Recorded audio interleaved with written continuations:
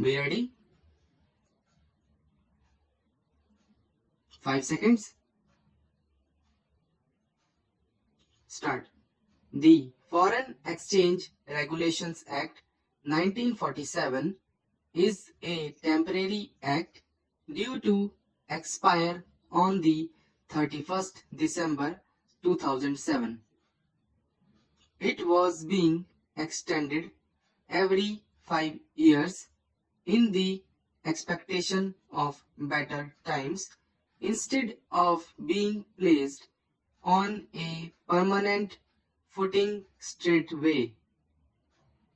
India is still short of foreign exchange, and I see no reason why this act should not be extended without specifying a time limit. This object is sought to be achieved by deleting the duration clause from Section 1 of the Principal Act.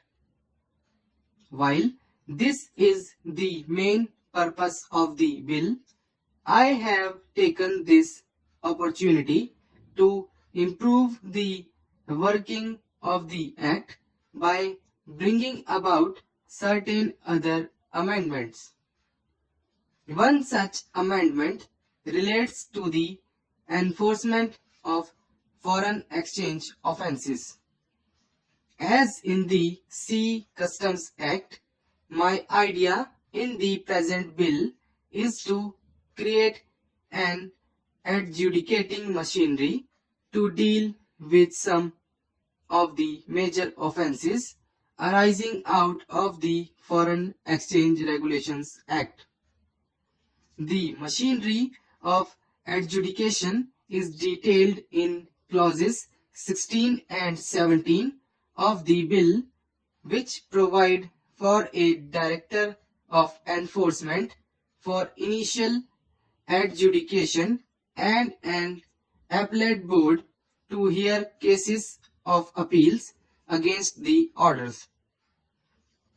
The main reason for creating such a machinery is that we have not been particularly successful with the prosecution of offenders in the courts of law for various reasons.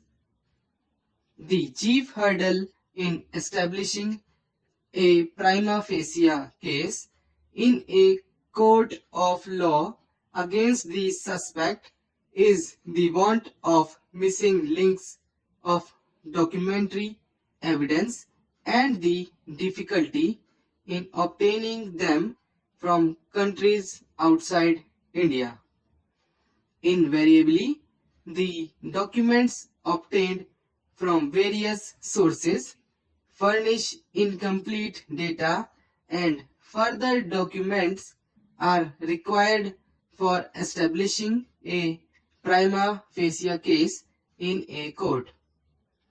Normally, transactions contrary to the regulations are undertaken by persons in India with the direct or indirect collaboration of persons, firms, or corporations resident outside India.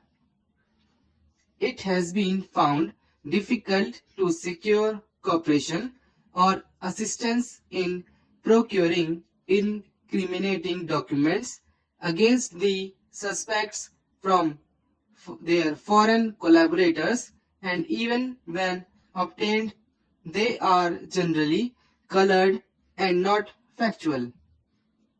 Banks in foreign countries are under no obligation to furnish government or the Reserve Bank of India with statements of accounts maintained by the suspects.